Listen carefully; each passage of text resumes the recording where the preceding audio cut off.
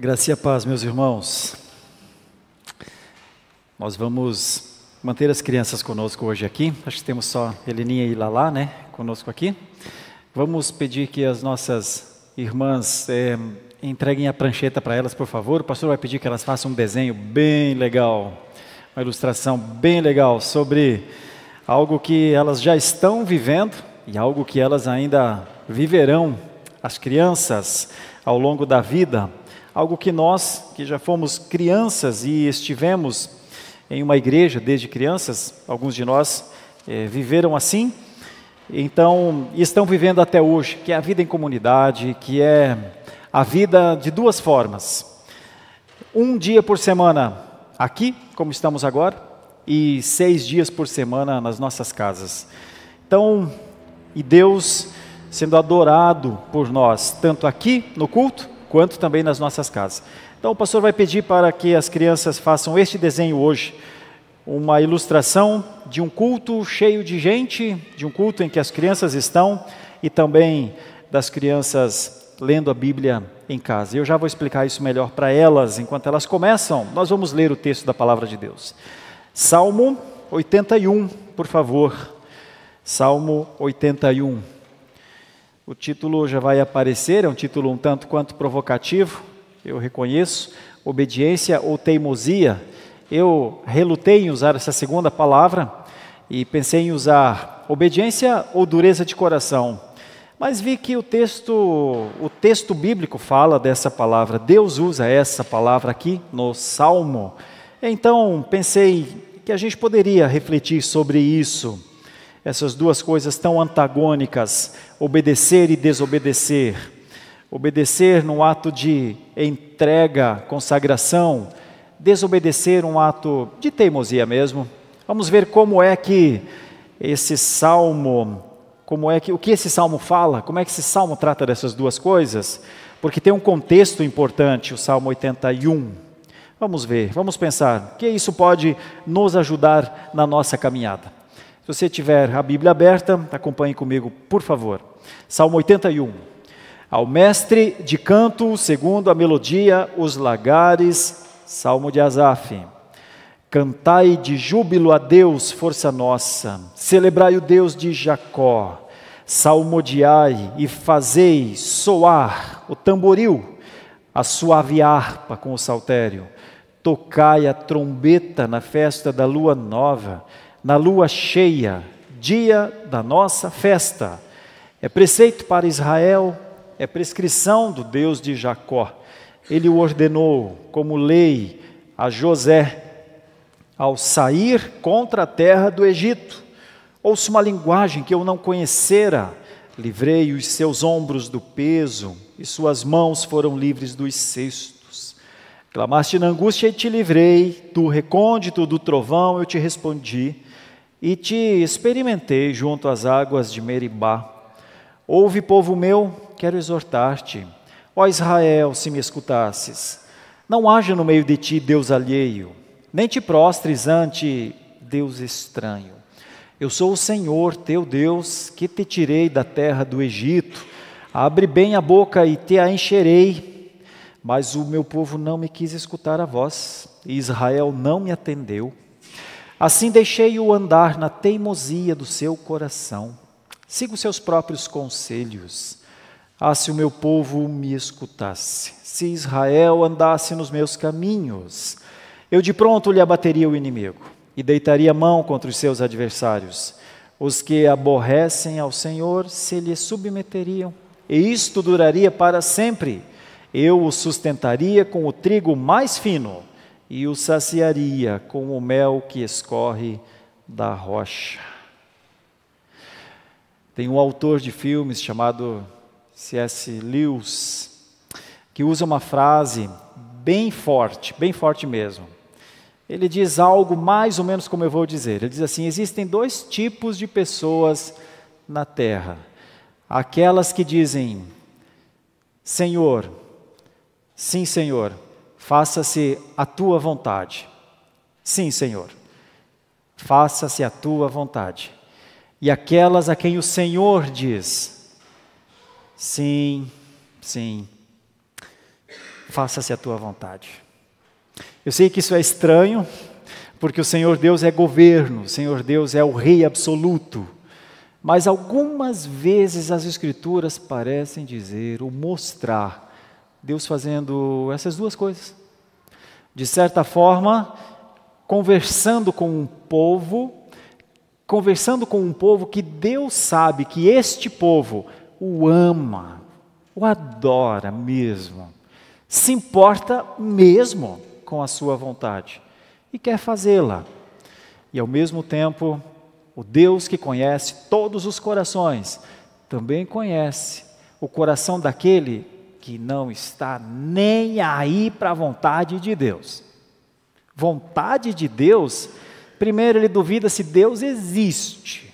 Depois ele acha que se Deus existe, se existe, deve estar ocupado com outras coisas mais importantes do que a vida dele.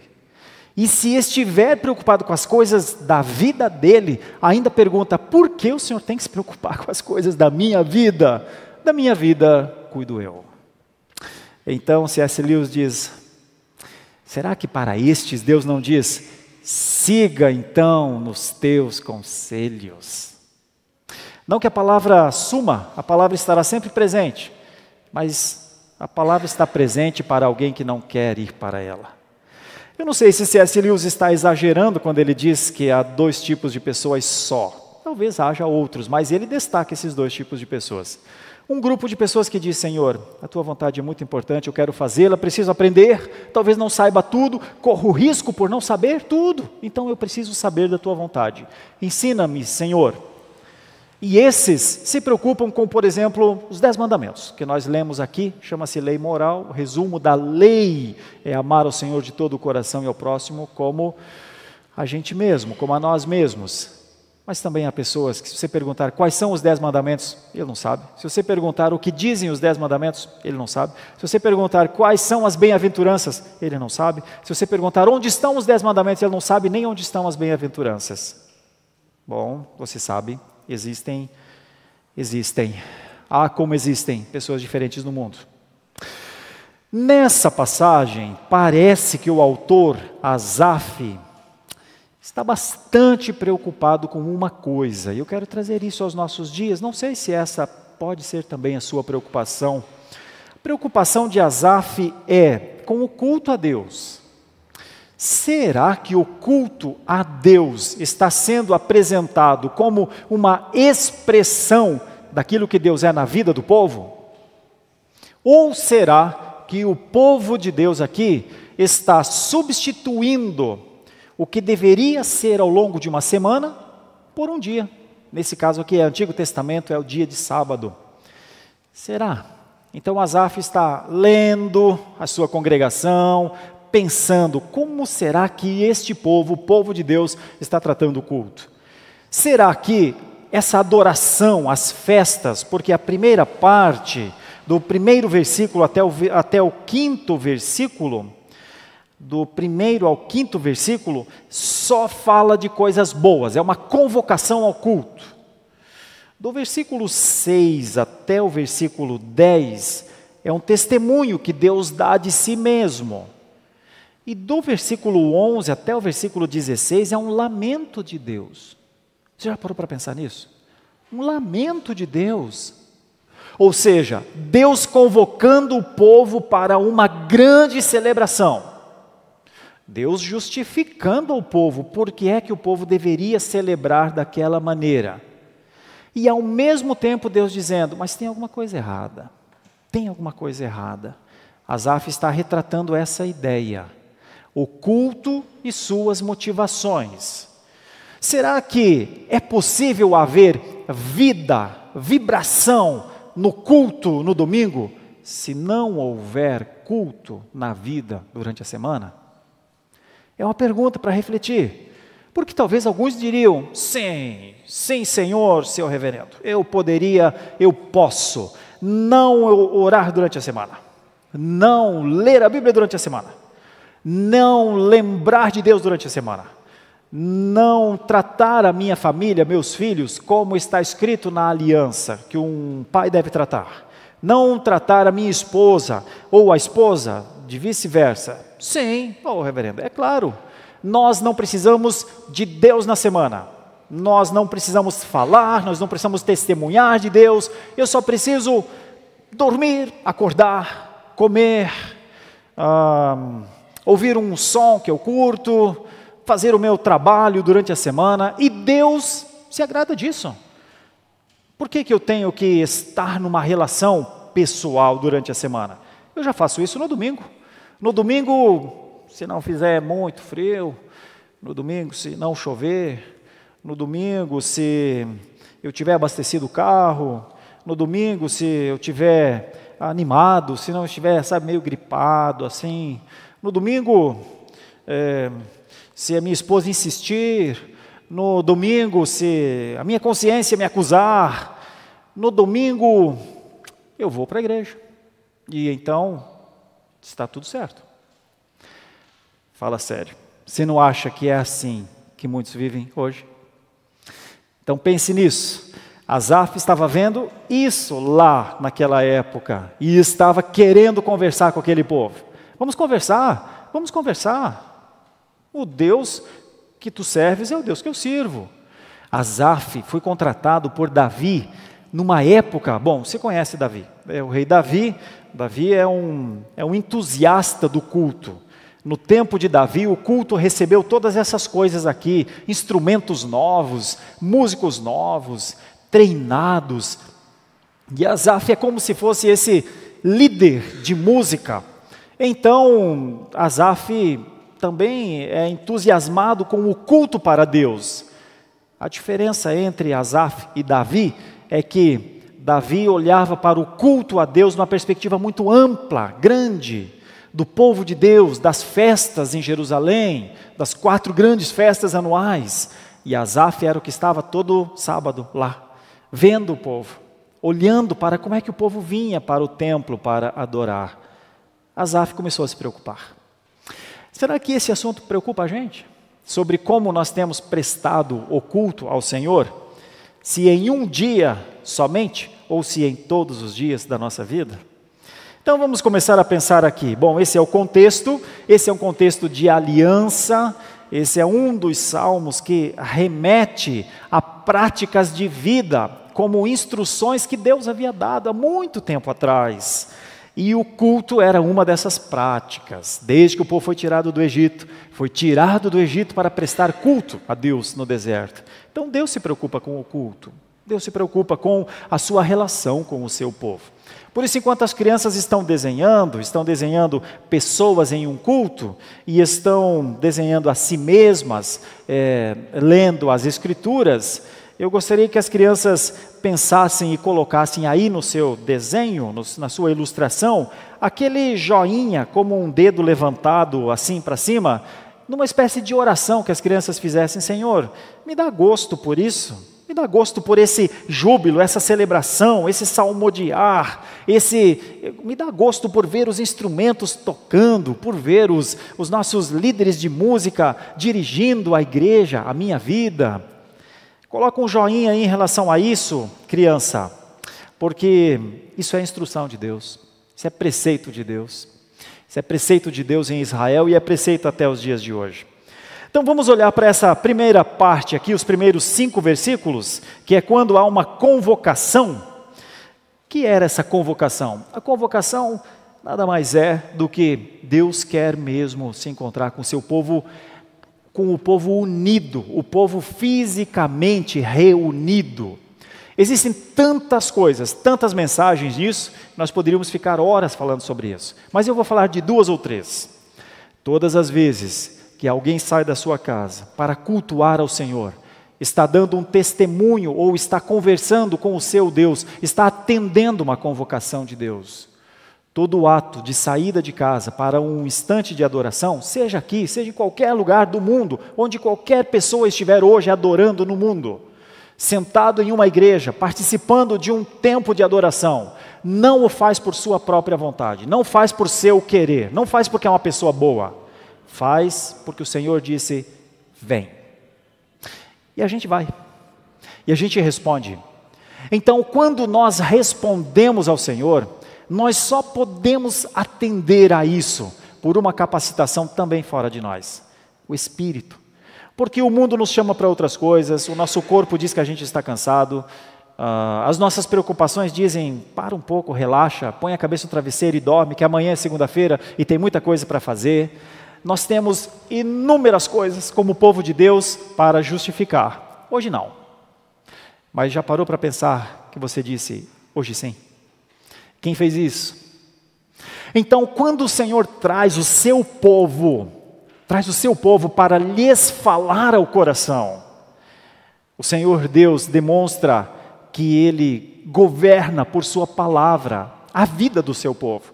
Então, todas as vezes que a gente vai a um culto de adoração, a gente vai para fazer tudo que está ao nosso alcance para o Senhor. Porque o Senhor, ao receber, quando recebe em nome de Jesus este culto, o Senhor expressa ali a sua vontade, a sua paternidade, o seu cuidado, a sua direção, a sua orientação. Essa orientação está aqui nos primeiros 5 versículos. Então, qual é a orientação? Qual é a instrução para aqueles que atendem à convocação de cultuar ao Senhor? Você sabe, tem muita gente que não atende a essa convocação. Mas esse não é o foco. O foco é, você está aqui. Você atendeu a essa convocação. Literalmente, você teria muitos motivos. Os mesmos motivos daqueles que não atenderam, provavelmente. Mas você disse, eis-me aqui, Senhor. Eis-me aqui, Senhor. Dia das Mães, eu já tive uma agenda cheia durante o dia, mas eis-me aqui, Senhor. Que horas é mesmo o momento? Você sabe, ninguém precisou lhe dizer, é naquela hora, ninguém. E você disse, eis-me aqui, Senhor. Bom, uma vez que a gente chega, uma vez que a gente está assim para o Senhor, qual é a orientação de Deus aos seus convocados? Veja então, os versículos 1 a 5. Cantai de júbilo a Deus, força nossa, celebrai o Deus de Jacó. Salmodiai e fazei soar o tamboril, a suave harpa com o saltério, tocai a trombeta na festa da lua nova, na lua cheia, dia da nossa festa, é preceito para Israel, é prescrição do Deus de Jacó. Isso foi ordenado como lei, está escrito no versículo 5, desde os tempos mais antigos. Muito bem, graças a Deus. Fazemos isso. Quando eu vejo nosso louvor, nossos irmãos, eles ensaiam as canções, eles pensam, nossa liturgia é preparada durante a semana, então quando nós passamos para eles, eles precisam dedicar tempo, pensar. Esse hino 72, hoje foi um desafio, porque o hino 72 é novo, ele está para a nossa liturgia, numa ideia de confissão de pecados. É maravilhoso isso, meus irmãos, é maravilhoso saber que existem pessoas no mundo que dizem, nós estamos aqui para isso e vamos fazer da melhor forma que a gente puder. Bom, essa era a instrução para os convocados. Eu preciso voltar ao tempo de quando o Salmo foi escrito. Para aquele povo, Deus justificava a convocação da seguinte maneira. Aqui do versículo 6 para frente, ele diz, vocês se lembram, eu vou parafrasear, tá, irmãos? Mas se você tiver com a Bíblia aberta, você vai entender. Ele diz assim, você se lembra quando os teus ombros estavam muito pesados lá no Egito? Você se lembra, povo da aliança, povo meu, da sua angústia? Povo meu, você se lembra da sua prisão? Você se lembra como eu falava contigo lá? Você se lembra que eu atendia a um clamor seu, meu povo? Você se lembra que na relação que eu tenho contigo, eu sempre provei a sua fé, como por exemplo nas águas de Meribá. Meribá quer dizer contenda, porque o povo contendeu com Deus ali naquele momento. O povo reclamou de água, Deus disse a Moisés, a rocha tem água. Moisés se irritou, bateu na rocha com o cajado, saiu a água. No entanto, Deus entendeu que a dureza daquele povo, a dureza daquele coração, era algo simplesmente assustador e estranho às bênçãos, estranho ao amor de Deus por eles. Então o versículo 8 diz, ouve povo meu, preciso conversar contigo, tem alguma coisa errada entre nós, na nossa relação. Você não tem me ouvido, meu povo. Meu povo, por que você não me ouve? Meu povo, se você me ouvisse, você acha que você teria outro Deus? Você acha que você estaria idolatrando outra coisa agora? Não haja no meio de ti Deus alheio, povo meu. Povo meu, se você me escutasse, os deuses não só estariam longe de vocês, mas se você me escutasse, meu povo, vocês não estariam prostrados diante dos deuses. Povo meu, algum Deus tira você da servidão, algum Deus tirou você da escravidão, algum Deus libertou você, povo meu, povo meu. Povo meu, você acha mesmo que existe um outro Deus? Então o Asaf começa a retratar aqui uma fala de Deus, né? Veja, o salmo é de Asaf, ele que escreve. Mas do primeiro versículo até o versículo 5, o interlocutor é o próprio Asaf, falando sobre o culto. Do versículo 6 para frente, Asaf começa a reproduzir a voz de Deus. E olha o que Deus fala. É como se Deus dissesse: quem te convenceu? Que voz você ouviu? Como pode o meu povo ter outro Deus no seu coração? Se eu sou o seu único Deus, como pode o coração do meu povo estar cheio de outras coisas e eu não estar lá? Como pode? Eu sou o Senhor, diz o versículo 10, o termo Senhor aqui é: eu sou Jeová, eu sou Iavé, eu sou o Senhor. E eu sou o Senhor teu Deus. Abre bem a boca, e eu encho a sua boca, eu encherei a sua boca, como eu sempre enchi a sua boca. Então Deus está testemunhando de si mesmo, convoca e diz: sim, o meu povo precisa adorar. E eis aqui o testemunho do porquê o meu povo precisa adorar. No entanto, meus irmãos, o Senhor denuncia 3 pecados do povo aqui. É quando começa o grande lamento de Deus. Quais são os 3 pecados? Desconsideração, infidelidade e desobediência, que vai terminar em teimosia. Os 3 pecados denunciados nesse salmo são graves. Desconsideração, infidelidade, porque tem outros deuses, e completa desobediência, meus irmãos.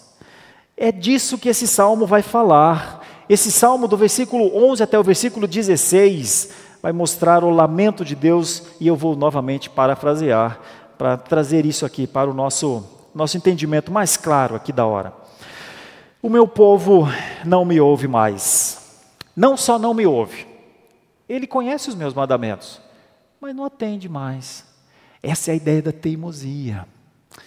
Não me ouve mais. Mais do que isso, o lamento de Deus na construção hebraica é muito interessante. Ele não me quis escutar a voz. Será que Deus tem voz? Qual é a voz de Deus? Claro, é o Antigo Testamento, são os escritos, a Bíblia não está ainda formada como hoje, nessa época. Nessa época a Bíblia está formada da Torá, os 5 primeiros livros da Bíblia, todos os outros livros, os livros que foram compondo depois da Torá, até o período de Davi.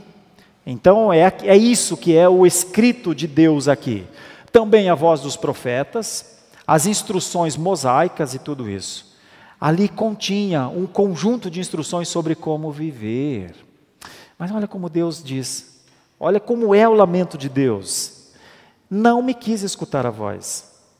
Israel, Deus chamou Israel de seu povo, deu esse nome a este povo, o povo de Israel, mas ele não atendeu mais, não reagiu mais.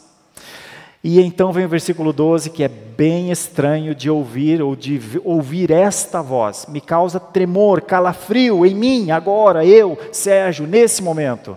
Imaginar o Senhor fazer isso com um de nós. Talvez você pode pensar: não, comigo não. Ouça esse texto. Assim deixei-o andar na teimosia do seu coração. Siga os seus próprios conselhos. Faz parte do lamento de Deus. é meu povo, eu lhe falo ao coração, eu lhe alimento, eu lhe socorro, eu o amo, eu o guardo, eu o protejo, eu me importo com ele, eu estou no meio dele, eu estou no centro deste povo, mas este povo passa por mim e não me vê. Esse povo ouve a voz e não atende, não quer escutar a minha voz. Quando eu olho para esse povo, eles estão cheios de ídolos. Quando eu olho para eles, eles são teimosos, como uma criança birrenta. Bico, cara feia, não quero. Como crianças fazem, às vezes. E nós pais não gostamos muito. Assim deixei-o andar na teimosia do seu coração. E o lamento de Deus prossegue. Deus mostra tudo o que Ele fez. E aí Ele mostra tudo o que Ele faria, meus irmãos. Sabe quando você fala com uma criança, dizendo, filho meu, filha minha, anda nos caminhos certos. Você vai ter tudo de papai. Você vai ter tudo de mamãe. Fale a verdade. Seja honesto. Seja estudioso. Seja trabalhador. Você vai ter tudo de papai. Você vai ter tudo de mamãe. Faça com que a sua vida seja uma vida que glorifique ao Senhor. Conheça as Escrituras, aprenda da palavra de Deus, conheça Deus logo, seja um crente vivo para o Senhor. Você terá tudo de papai, tudo de mamãe. Mais ou menos essa ideia. Deus diz, meu povo, precisamos falar sobre o que eu faria por vocês. Veja que é o que eu faria, é futuro do pretérito. Quando ele fala de passado, ele diz, eu fiz. Isso é pretérito perfeito, eu fiz. Agora ele fala, povo meu, se só me ouvisse, se só me ouvisse, se só não fosse teimoso, se só me ouvisse, povo meu. Vejam, se o meu povo me escutasse, Israel andasse nos meus caminhos, eu de pronto lhe abateria o inimigo e deitaria a mão contra os seus adversários, ou seja, destruiria os inimigos de Israel. Os que aborrecem ao Senhor se lhe submeteriam, e isso duraria para sempre, ou seja, povos se submeteriam a Israel. Eu o sustentaria com o trigo mais fino e o saciaria com o mel que escorre da rocha, ou seja, Deus abençoaria, abençoaria, abençoaria, abençoaria, abençoaria, abençoaria, abençoaria, abençoaria, abençoaria Israel. Mel que escorre da rocha. Teve um profeta, chama-se Ageu, profeta importante no Antigo Testamento. Assim que o povo volta do exílio, o profeta vê que o povo está mais ou menos com Deus. Mais ou menos por quê? Estava cheio de inimigo na terra e havia uma ordem, vamos reconstruir o templo, vamos lá, tudo para Deus, vamos fazer as coisas para o nosso Deus, vamos levantar esse templo de novo. Mas havia homens como Sambalá, Tobias, Gesem, que diziam assim, não vão não, a gente não deixa. Vocês são um povo pequeno, fraco, não tem força, são desorganizados, nós estamos organizados aqui nesse lugar, nós não vamos deixar vocês reconstruir o templo. E então o povo teme, e o povo deixa 14 anos, um templo, imaginem um templo como este, é claro, era muito maior, você imagina um templo como esse com um mato no meio dele, 14 anos, 14 anos, por 14 anos o povo foi plantar, foi colher, foi cuidar da sua vida, foi se importar com sua família, foi se importar com as suas vontades, até que o profeta Ageu diz, vamos considerar um pouco, vamos conversar um pouco sobre culto. Vocês acham que Deus está satisfeito? Acho que está tudo certo assim, povo? E o templo lá? Você acha que Deus quer que a sua casa permaneça em ruínas? Acaso é tempo de a casa de vocês ser esse luxo que é? E a casa do Senhor ficar abandonada? É assim que vocês amam a Deus? É assim que vocês cultuam a Deus? Enquanto as casas de vocês são apaineladas, ou seja, era um conceito de painéis maravilhosos, de cedros que vinham de países, Tiro, Sidom, Líbano. Que lindas as casas do povo de Deus! Mas olha, o templo deles, por conta do medo, da fraqueza, da vergonha, por conta da tristeza talvez, vocês abandonaram o templo. Ageu diz, olha, vamos considerar, por que vocês acham que vocês trabalham demais e não sobra muita coisa? Por que vocês acham que vocês agora estão ganhando bem, mas quando vai ver, não sobrou nada? Será que o bolso de vocês não está furado, não? Será que Deus não está furando o bolso de vocês, não? Olha, quando Ageu considera essas coisas, quando Ageu diz, abandonem a Deus e vocês perceberão como será o resto da vida de vocês, eles se arrependem tanto, meus irmãos, mas se arrependem de verdade. A palavra de Deus diz que eles logo vieram, e em pouco tempo, bem pouco tempo, eles reconstruíram totalmente o templo de Deus.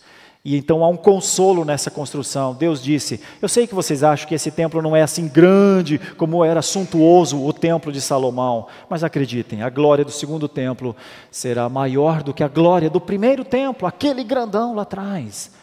E nós sabemos que nesse segundo templo, um dia, o Senhor Jesus chegou para esse templo, e disse, podem destruir esse templo, que em 3 dias eu reconstruo. Foi nesse templo que o Senhor chegou com sua açoiteira, nós dizemos lá no sul, com o seu azorrague, e expulsou os mercadores do templo. Foi nesse templo que aos 12 anos o Senhor Jesus estava cuidando das coisas do seu Pai entre os doutores. Tem mais glória do que o primeiro templo ou não tem? O Filho de Deus pisou nele. Bom, essas são considerações sobre em que lugar Deus está na nossa vida. Deus está lá naquele domingo, naquele dia da semana que eu vou, se eu puder, se tudo der certo, se eu não estiver cansado.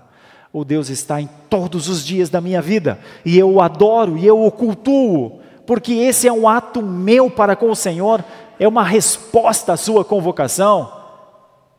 Será que Deus precisa continuar justificando a nós? Eu te salvei, eu te tirei daquela escravidão. Eu te tirei do império das trevas, eu te transportei do império das trevas para o reino do Filho do seu amor. Você não tinha vida, eu te dei, eu soprei o fôlego de vida em você. Será que Deus precisa continuar nos dizendo, você agora é salvo, teu destino era o inferno, você é um filho de Adão, você estava morto nos teus delitos e pecados, você ia pagar com a sua própria vida, como todo o resto vai pagar, ou todos aqueles que não confessarem ao Redentor pagarão, mas eu te tirei, eu te trouxe, você é meu, eu te apontei um caminho, o meu filho abriu esse caminho, você anda no caminho do meu filho, você é salvo, ninguém pode tirar-te das minhas mãos. Será que Deus precisa continuar nos justificando que Ele é Deus, digno de adoração? Talvez para muitos sim. Talvez para muitos sim, meus irmãos, que tratam culto como alguma coisa do tipo, se der, se for possível, se eu quiser. Cadê o espírito de louvor e de gratidão intenso que Asaf disse, cantem, celebrem, jubilem, consagrem-se, louvem. Muitas vezes esse culto fica restrito, diminuído, por nossas expressões de timidez, de dúvida, eu não sei. Mas a preocupação de Asaf, às vezes, meus irmãos, é a minha também. As igrejas deveriam estar sem lugares mais de tanta gente para louvar e adorar e engrandecer. Mas onde estão as gentes? Pense um pouco, reflita. O que é o culto? O que é o dia do Senhor? Dia do Senhor. Reflitamos, porque isso não está relacionado ao agora, só esse momento nosso aqui. Isso está relacionado à nossa vida. Contemos os domingos para trás, em que nós dissemos, Senhor, eis-me aqui, Senhor, eu vou adorar-te, Senhor, com os meus dons, com os meus talentos, com as minhas enfermidades, com as minhas dificuldades, eu vou te adorar, Senhor, porque isso tem a ver com culto na vida, entende? Pensemos no que será o resto das nossas vidas, quantos anos a gente tem, qual é o tempo da graça de Deus na nossa vida, há quanto tempo a gente conhece a esse Deus como o nosso Senhor, como o nosso Pai. Há quanto tempo Ele faz parte das nossas decisões? Há quanto tempo Ele orienta as nossas decisões? Há quanto tempo a sua vontade é soberana sobre nós? Bom, agora joga tudo isso que você conhece para o resto da sua vida. Como será o resto da nossa vida? O resto da nossa vida, e essa é uma pergunta difícil, e eu e você precisamos responder para nós mesmos. O resto da nossa vida terá a mesma adoração que teve até agora? O amanhã, o quanto tempo Deus quiser nos dar para viver, terá o que de nós? Terá o mesmo tipo de adoração que a gente prestou até agora? Ou nós estamos em um tempo que a gente quer adorar mais, que a gente quer louvar mais, que a gente quer ser mais fiel, que a gente quer no Senhor descansar de verdade? Qual o estágio da nossa fé? Asaf estava conversando sobre coisas práticas aqui. Nós poderíamos muito bem falar assim: queridos irmãos, vamos ler um salmo lindo, o Salmo 81, 3 coisas aqui para aquele povo. A primeira, uma convocação, linda. A segunda, uma justificativa de Deus. E a terceira, um lamento de Deus para com aquele povo. Puxa, ainda bem que a gente não é como aquele povo. Mas eu preciso lhe perguntar, não somos? Não somos mesmo? Nós conseguimos dizer: Senhor, nós não somos assim. O Senhor não precisa falar no futuro do pretérito conosco, porque nós não somos assim. Nós somos o povo que te ouve, Senhor. Nós somos o povo que te adora, Senhor. Eis-nos aqui, apesar dos nossos pecados, das nossas fragilidades, eis-nos aqui. Porque essa é a única maneira de a gente se diferenciar deste povo. Senão, não mesmo. Senão, não mesmo. Eu quero concluir dizendo, meus irmãos, uma coisa para o dia do culto, 3 coisas para os dias da vida. Uma coisa para o culto, é preciso sim ter espírito de louvor e de gratidão. Culto é uma resposta ao Senhor. É obrigação nossa, louvar e agradecer. Não é voluntariado da nossa parte, é obrigação. Por isso é obrigação do povo de Deus adorar o seu Deus. É obrigação, é serviço. Eu sei que essa é uma palavra que talvez muitos diriam assim: que obrigação, seu reverendo, eu vou no culto se eu quiser. Ok, ok. Eu continuo achando que é obrigação. É obrigação. A ordem é cantai, ou seja, isso é vocativo, no grego vocativo, é ordem. Cantai, não é cante se quiser, é cantai de júbilo ao Senhor, é celebrai o Deus de Jacó, é salmodiai, é tocai a trombeta. É obrigação. A Bíblia parece mostrar que é obrigação. Aí eu acho que não é. Bom, essa é a minha relação com a Bíblia. Isso é, cada um anda na luz que tem. Mas a luz de uma exegese simples é obrigação. Depois disso, é que não é ao acaso, não é por acaso. É que Deus sim é o Deus da nossa salvação. É que Ele não só tirou esse povo lá do Egito, mas Ele verdadeiramente nos deu vida quando nós não tínhamos. Ele realmente é digno de receber esse louvor. E quando não o fazemos, é hora de confessar os pecados, já. É hora de confessar, enquanto talvez ainda haja tempo. Porque a ingratidão, meus irmãos, é eloquente, viu? Quando nós temos tudo o que temos e agimos como se não tivéssemos nada, é um grito bem forte, bem alto para o nosso Deus. É uma afronta ao nosso Deus.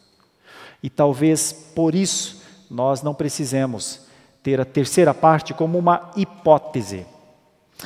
A hipótese tem a ver, é um modo da língua portuguesa, chama-se modo subjuntivo. Se o meu povo fizesse isso, eu faria isso. Nós poderíamos dizer: Senhor, eu te louvo por isso, porque eu me recordo dos benefícios recebidos. Senhor, eu te louvo porque eu sei o que são os teus mandamentos. Senhor, eu te louvo porque eu conheci as tuas promessas. Veja, uma coisa para o culto, 3 coisas para a vida. Para o culto, e eu repito, louvor, louvor, adoração, adoração, celebração, gratidão. Falta a palavra, porque tudo isso é para o Senhor. E quando as palavras não conseguirem falar tudo o que eu quero prestar a Ti, Senhor, veja o meu coração. Isso é culto, meus irmãos. Para a vida, Senhor, eu sei o que o Senhor fez por mim. Eu sei o que agora é viver, Senhor. Eu sei agora o que é olhar para além do que os meus olhos físicos veem, Senhor. Senhor, eu sei o que são as Tuas instruções. Eu sei que não pode ter outro Deus diante de Ti, Senhor. Eu sei que não pode se tomar Teu santo nome de Deus em vão, Senhor. Eu sei que tem que se guardar um dia para o Senhor, Senhor. Eu sei que não se deve furtar, não se deve matar, não se deve adulterar. Eu sei dessas coisas, Senhor. Eu sei que não se deve tomar testemunho fazer testemunho falso contra o meu irmão, Senhor. Eu sei que eu não devo cobiçar, Senhor. Eu conheço Teus mandamentos, Senhor. Eu tenho-os diante de mim todos os dias, Senhor. Eu não me esqueço deles, Senhor. Eu sei o que o Senhor prometeu aos que Te amam, Senhor. Eu vivo dentro das Tuas promessas, Senhor. É assim que esse salmo termina.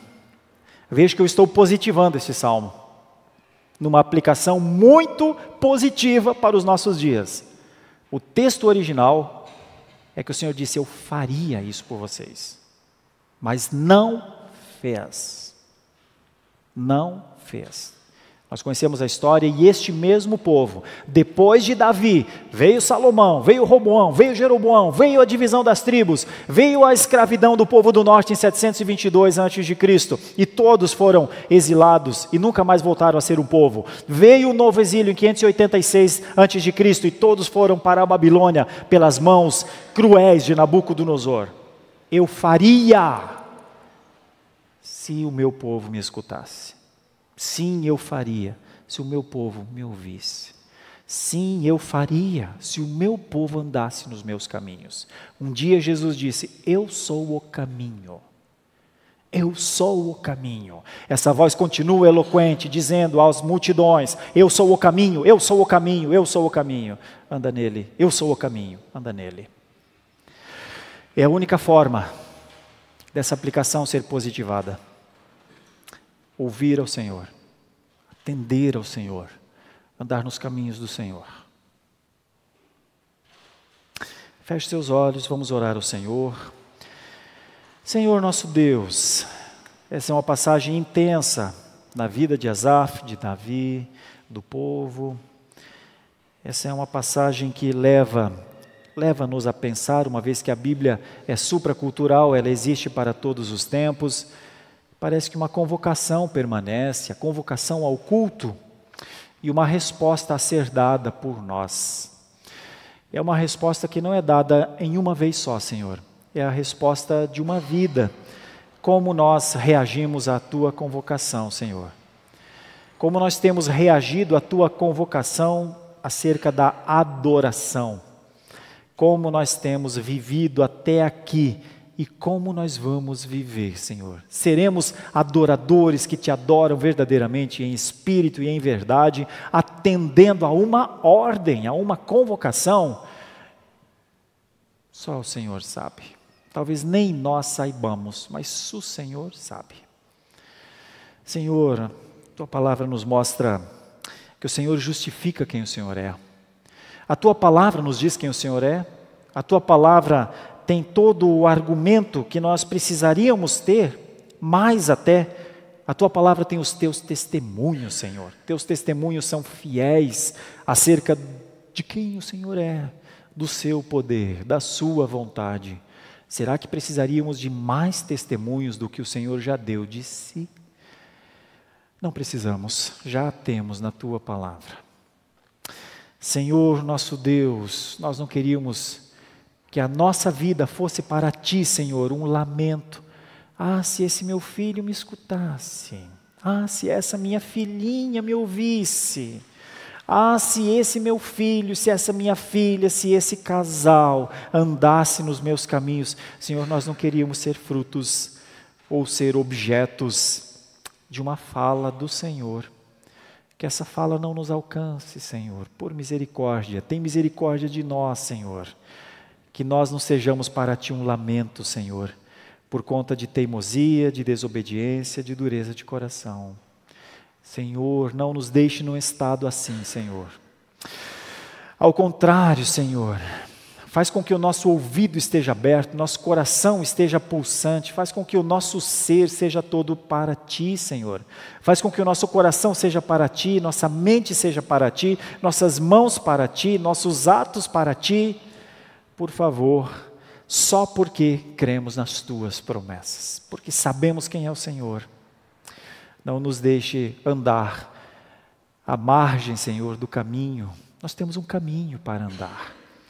Ajuda-nos nisso, Senhor. Ajuda a Tua igreja, Senhor. Nós sabemos que a vida de uma igreja, como a Igreja Presbiteriana da Lapa, passa pelo culto ao Teu nome, passa pelo atendimento da convocação do Teu povo neste lugar, Senhor. Nós sabemos que cultuar ao Senhor é um privilégio, mas um privilégio dentro de uma obrigação. O Senhor nos chama para isso. E então, dentro dessa obrigação, nós nos alegramos, nós celebramos o Teu nome, nós cantamos os louvores e nós nos alegramos com a Tua voz ao nosso coração. Ah, Senhor, só o Senhor pode fazer isso, mas eu te peço que o Senhor faça. Senhor, muito obrigado pelos Teus testemunhos que continuarão a ser eloquentes.